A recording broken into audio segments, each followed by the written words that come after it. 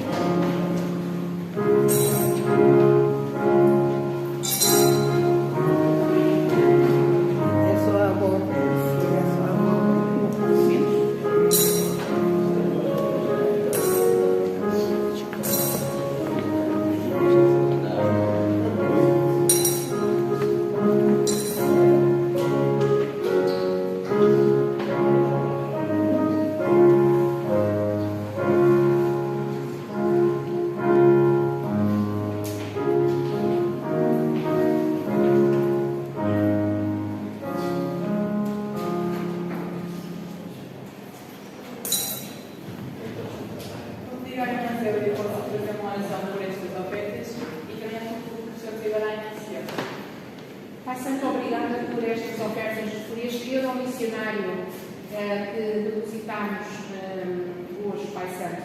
Abençoa cada pessoa que com alegria ofertou para ajudar no sustento dos teus servos, dos pastores que estão lá ativos ou estão na reforma, para o sustento dos missionários, para o sustento dos servos que ajudam a abrir novas missões por aí, Pai Santo. Abençoa-os ricamente e que esta oferta, em conjunto com a de outras igrejas, vá de encontro às necessidades que estas famílias têm. Pedimos que abençoes não só os teus servos, mas também as suas famílias, pois elas são o seu suporte diário, elas são o seu apoio, o seu alento, que possam sentir no seu coração a alegria de ajudar na propagação da tua palavra, Pai Santo. Abençoa também quem recebe a tua palavra, quem recebe e quem lida com estas pessoas que dedicam a sua vida ao teu trabalho. Que a palavra possa frutificar nos seus corações e possam vir a aceitar e a querer conhecer-te mais e mais. Pai Santo, peço ainda por este culto que agora estamos a iniciar, que seja unicamente para te louvar e agradecer o teu nome. Em nome do teu Filho amado, pedimos e agradecemos com o perdão dos nossos pecados. Amém. Em João 17, 21 diz: para que todos sejam como tu, ó Pai, tu és em mim, e eu em ti, também eles sejam um em nós, para que o mundo creia que tu me enviaste. Vou agora convidar os irmãos que se desejarem ficarem de pé e os irmãos que não tornam o louvor a virem cá à frente, para entoarmos o hino 564 do HCC, o Pai faz-me um. Faz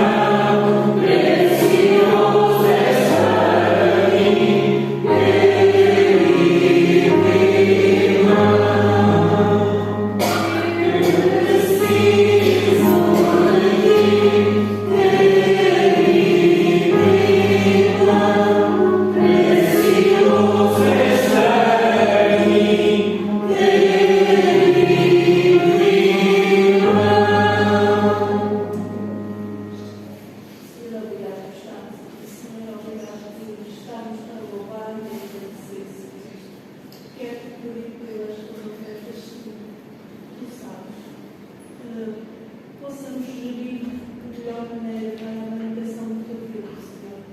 Oramos por licença para a tua comunidade, Senhor. Quero também pedir pelos enfermos da nossa igreja, que tu sabes quem são, Senhor, que está a precisar da tua mão, do teu pescoço. Em nome de Jesus. Amém. Vamos agora ter a mensagem trazida ao nosso programa.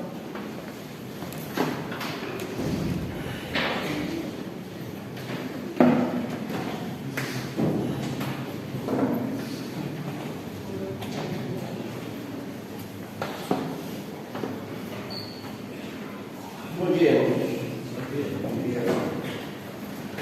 Vamos continuar estudando a carta de Paulo aos Efésios. Vamos continuar lá no capítulo 4. Vamos continuar falando de unidade. Nós vimos semana passada sobre o desafio de manter a unidade. Hoje nós vamos ver que o projeto, o propósito de Deus é a unidade. Efésios capítulo 4, de 4 a 6. São 3 versículos. E eu vou falar hoje apenas em 7 pontos, tá? Então, são os 35, 7 pontos. Vou falar 5 minutos em cada um, mais 5 para introdução, mais 5 para conclusão. Você não sabe mais ou menos quantos minutos eu vou falar. Façam as contas. Então vamos lá. Efésios 4, de 4 a 6 diz assim: há um só corpo e um só Espírito, como também foste chamados em uma só esperança da vossa vocação. Um só Senhor, uma só fé, um só batismo, um só Deus e Pai de todos, o qual é sobre todos e por todos e em todos. Senhor, é a tua palavra. E nós queremos suplicar que o Espírito Santo ele nos esclareça, que ele nos ilumine e que tu nos orientes e nos desafie, para que nós possamos nos submeter e sujeitar à tua palavra, que nós possamos ser esse corpo unido, que nós possamos ser essa igreja que compreende e que vive mediante a palavra. É a nossa oração em nome de Jesus. Amém. Nós estamos entrando naquilo que é considerada mais a segunda parte da epístola aos Efésios. A primeira parte dela, Paulo tratou muito da questão teológica, sobre o que é a igreja, sobre o que aconteceu, a obra de Cristo. E agora ele passa a tratar, a partir desse momento, no capítulo 4, é uma exortação, uma admoestação, que nós vemos nisso, começando logo no versículo 1, onde ele vai dizer: pois, tem a ver com a parte ética, tem a ver com o nosso procedimento, a consequência da obra de Cristo na nossa vida. Ou seja, o nosso credo, aquilo que nós dizemos que cremos, ele tem que afetar o modo como nós vivemos.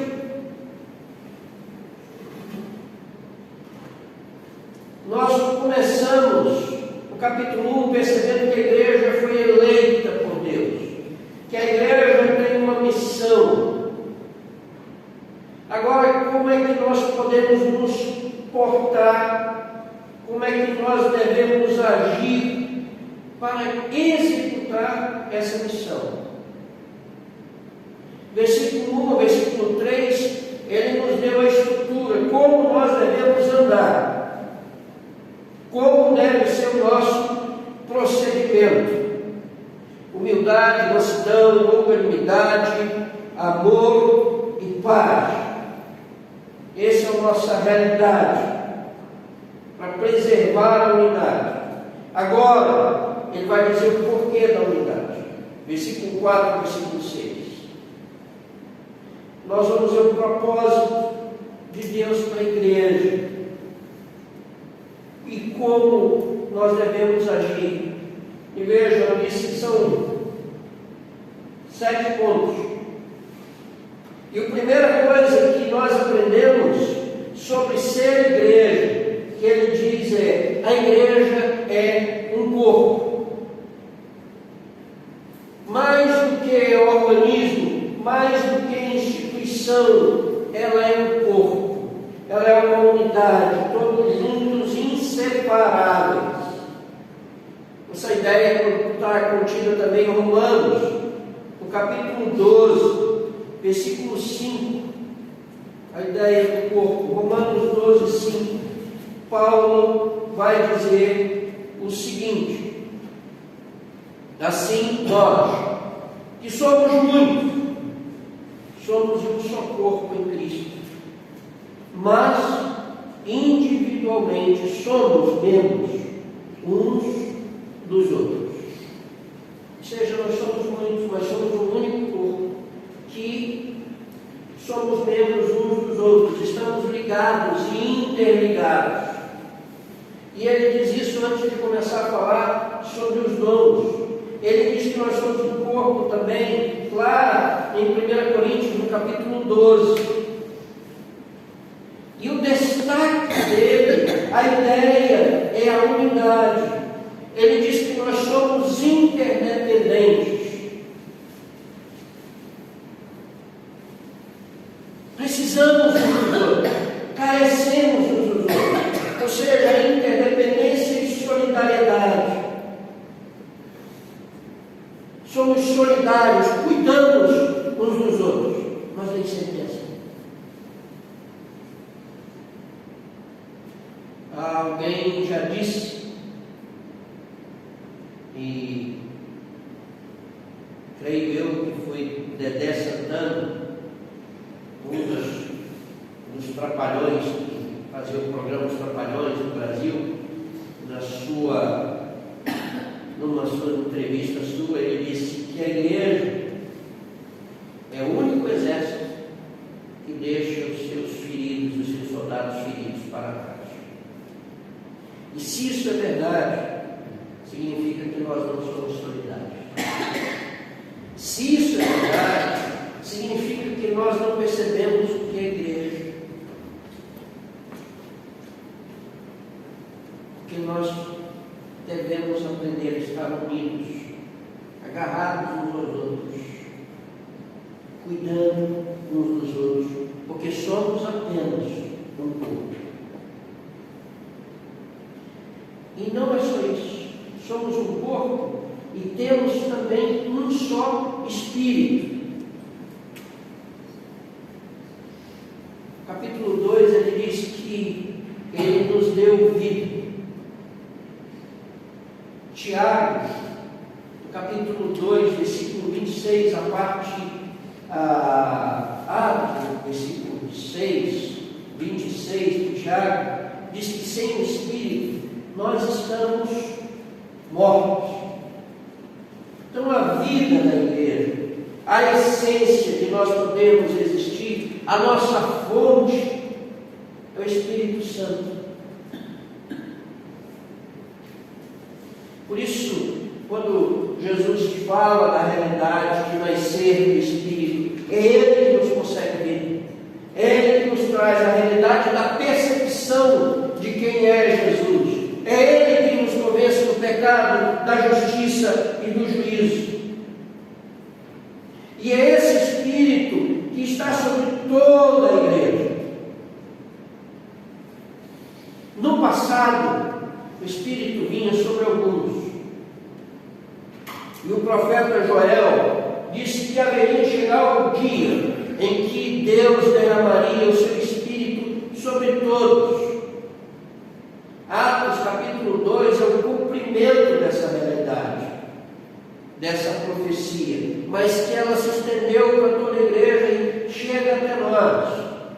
Quando nós lemos 1 Coríntios capítulo 12, versículo 3, nós conseguimos perceber que esse Espírito que atuou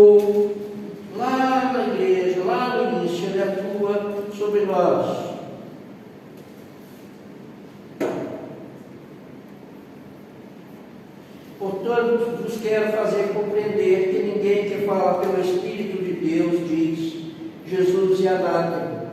E ninguém pode dizer que Jesus é o Senhor, senão pelo Espírito Santo.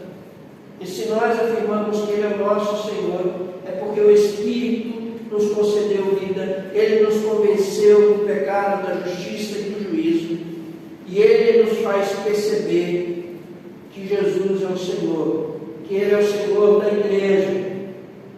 Então a igreja, aquilo que nós somos a comunidade do Espírito. Não só isso. É um corpo, tem um só Espírito, tem só uma esperança.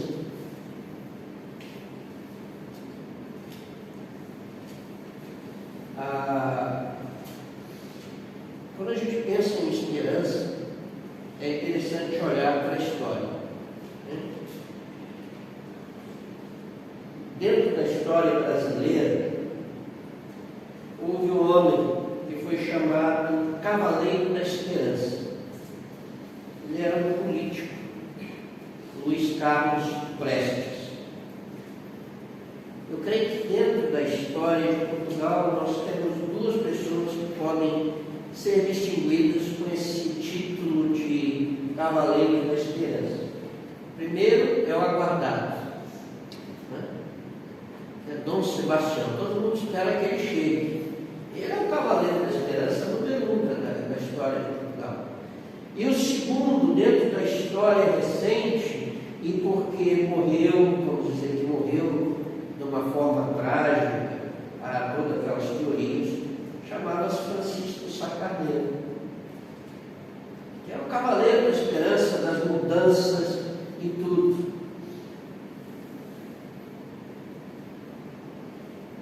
Mas, vejam, Romanos, capítulo 8, versículo 24, ele diz assim: porque em esperança somos salvos. Ora, a esperança que se vê não é esperança, porque o que alguém vê, como esperará? A nossa esperança, ela se projeta na pessoa de Jesus, ela se projeta na consumação de todas as coisas. Os cavaleiros da esperança, o cavaleiro da esperança do mundo chama-se igreja. Somos nós, que temos um propósito e uma razão de ser e de existir, que temos confiança no que vai acontecer no futuro, no verbo esperançar, estar firmes e firmados no Senhor Jesus, de que Ele vem para restaurar todas as coisas, firmes sobre a rocha que é Jesus Cristo. Essa é a nossa esperança, nossa única esperança. Aliás, esse foi um tema de missões mundiais uma vez lá no Brasil. Eu creio que Portugal também já utilizou esse tema como fundamento para missões mundiais. Cristo, a única esperança. Ele é a nossa esperança. A igreja tem essa esperança. Então, a igreja é um corpo, a igreja tem um só Espírito, a igreja tem uma só esperança, a igreja tem um só Senhor. A igreja não tem donos, a igreja tem um Senhor. A igreja ela não é uma empresa, ela é um corpo. A igreja não é um organismo, uma instituição social. Ela não é terrena, ela é espiritual. Mas há pessoas que não entendem isso. Dentro da realidade portuguesa, eu conheço pelo menos uma, eu tenho certeza, que é uma igreja fundada, tem o nome de Batista, mas que é propriedade do pastor. Propriedade do pastor, ele é dono. A gente pensa que é dono da igreja. A gente esquece que a igreja, ela é do Senhor. A gente esquece que Cristo, o Cristo, o enviado, o Messias, Jesus, Ele é o Senhor da igreja.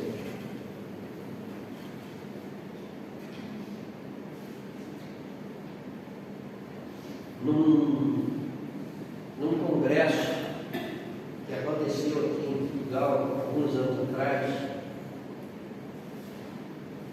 um pastor contou que assumiu pastorado de uma igreja, e aquela igreja estava há muitos anos sem batizar ninguém, por mais de 20 anos, sem ter um batismo. Uma igreja muito grande, lá de Minas. E como tem aqui Daniel e Eliane, eu não vou dizer o nome da igreja nem o nome do pastor. Mas ele disse que chegou naquela igreja e a igreja tinha os seus donos, aqueles homens que determinavam o que tinha que acontecer, o que tinha que ser feito, o que tinha que ser feito. Então esse pastor, ele disse assim, que decidiu fazer uma reunião com os diáconos da igreja. E ele pegou na sala onde ia ter reunião, ele colocou apenas uma cadeira no centro da sala. E ele ficou do lado da cadeira. Lógico, as pessoas foram chegando para a reunião, só tinha uma cadeira. Aí eu olhava para o outro como que diz assim, será que eu sento? Será que eu não sento? Quem é que vai sentar naquela cadeira? Depois que estavam todos presentes, ele disse o seguinte: nós podemos convidar o dono da igreja para sentar nela. Nós podemos pedir para Jesus, para que ele sente, para que ele seja o centro da igreja, o Senhor da igreja. Porque às vezes nós pensamos que somos os donos da igreja. Mas a igreja de Jesus, foi ele quem disse: eu edificarei a minha igreja. Ele é o Senhor. Paulo diz isso de modo enfático na sua carta aos Filipenses, capítulo 2. Cristo é o Senhor. E essa expressão é que Ele é o soberano de todas as coisas. Isso nos leva a perceber que nós não somos os donos, mas que nós somos propriedade. Pedro vai dizer isso, que nós somos propriedades exclusivas de Deus, do Senhor. Nós temos um único Senhor, não temos vários, nós temos um único Senhor. Vejam, um só Espírito, uma só esperança, um só Senhor e uma só fé, que é o nosso corpo doutrinário, várias doutrinas, não costumes. Nós temos um núcleo ao qual devemos nos prender. Costumes e culturas são descartáveis. Nós viemos conversando no carro sobre isso. Quando viemos para cá, falando de costumes e culturas. E às vezes nós queremos impor a nossa cultura na cultura do outro. O nosso costume é assim. Eu tive o privilégio de pastorear uma igreja multicultural, onde teve uma época que eu contei, eram mais de 20 nacionalidades. E era muito interessante o convívio dessa realidade, né? Quando chegavam os nossos irmãos africanos, com aquelas roupas muito coloridas, muito mexido e tudo, aí chegavam os nossos irmãos do leste, muito carrancudo, muito sério. As mulheres com véu reclamavam das outras que estavam maquiadas, que estavam com calça comprida, porque na igreja não pode. Esses são os nossos costumes e as nossas culturas. Isso não tem nada a ver com a igreja. Isso não tem nada a ver com a realidade de ser igreja. Elas são descartáveis. Nós somos convidados, somos hóspedes e precisamos conviver nessa mesma fé no Senhor. E não podemos elevar costumes à categoria de elevação e de revelação. A nossa fé é em Jesus Cristo e em perceber que Ele é o autor e o consumador da nossa fé. Mas também Ele diz que nós temos um só batismo.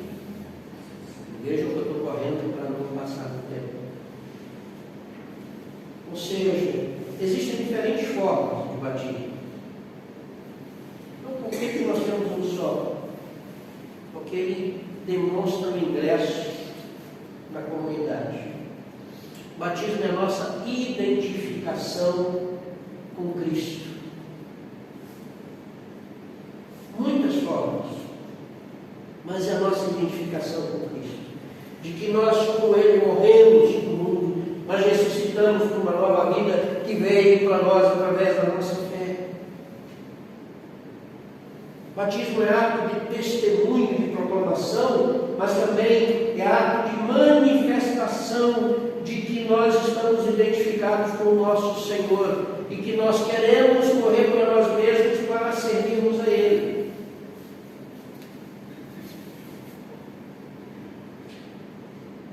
Essa é a realidade. E aí ele vai dizer também que nós temos um só Pai. Ele começa dizendo que nós somos um corpo e termina dizendo que nós somos uma família. Veja, a igreja é um corpo. Ele começa dizendo isso, mas termina dizendo que a igreja é uma família. E nós temos um Pai.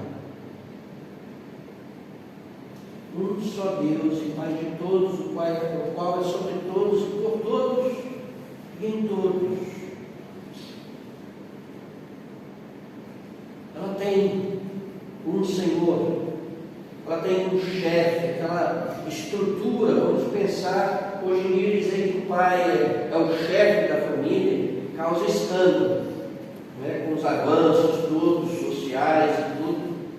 Mas se nós pensarmos naquela cultura daqueles dias, em que o homem era o chefe da casa, o chefe da família, era o senhor da família, a ideia por trás de apresentar esse pai que é o chefe que toma conta de todas as coisas, que está sobre todos, cuidando, amparando. Essa é a doutrina central do Novo Testamento. A paternidade de Deus. No Antigo Testamento, nós não vemos Deus sendo chamado de Pai. Não havia esse conceito. No Novo Testamento, nós começamos a perceber o Deus que é Pai. O Pai que é o Pai de todos, o Pai que está sobre todos, o Pai que é por todos e está em todos, ou seja, em todas as dimensões. Mais uma vez a questão da unidade. Ele é o Senhor da família, Ele é o provedor, Ele cuida da família e Ele mantém a família unida. E Ele é o Pai de amor. Nós começamos a aprender que Deus é Pai com Jesus. Na oração modelo, Jesus diz que Ele é o Pai nosso.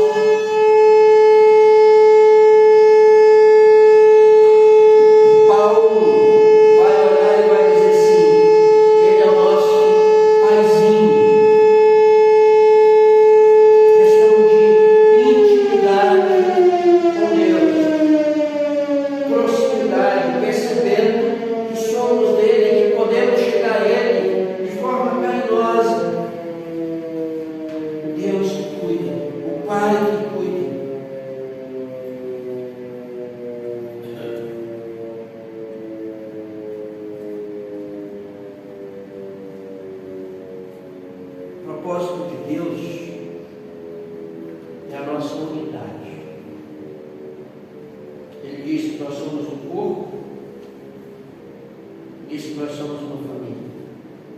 E uma família que precisa estar unida.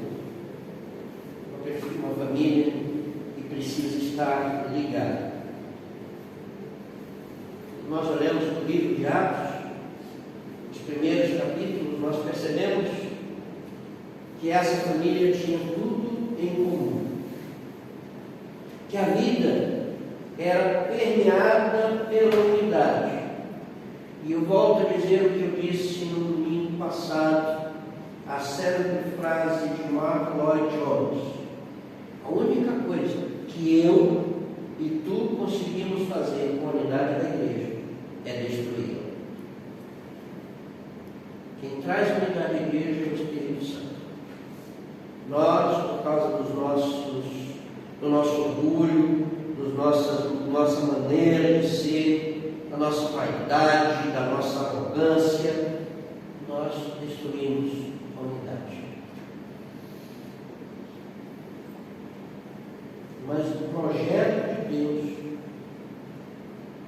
é a unidade da família chamada igreja, a unidade do corpo, para que esse corpo possa funcionar bem, sem sofrimento.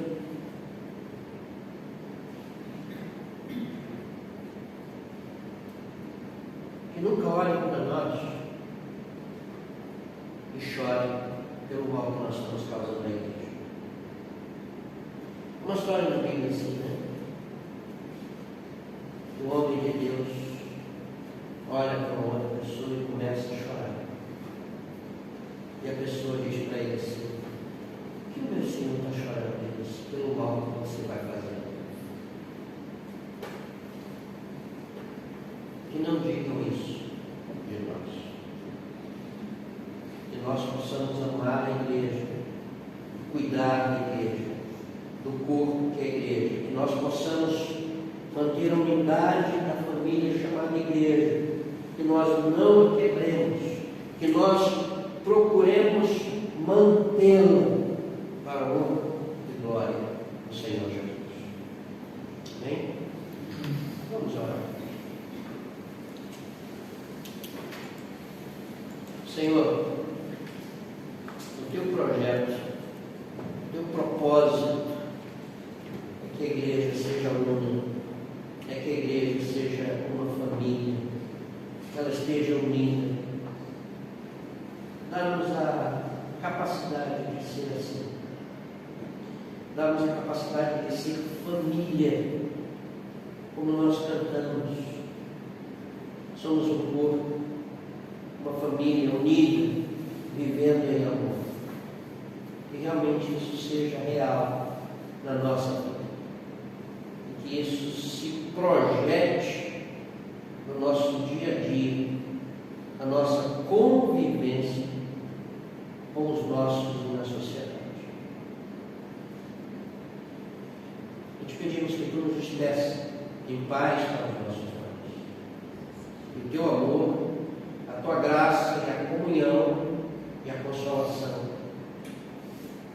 do Deus Trino esteja com esta igreja e com o povo de Deus espalhado na face da terra, hoje e sempre. Amém. Deus nos abençoe.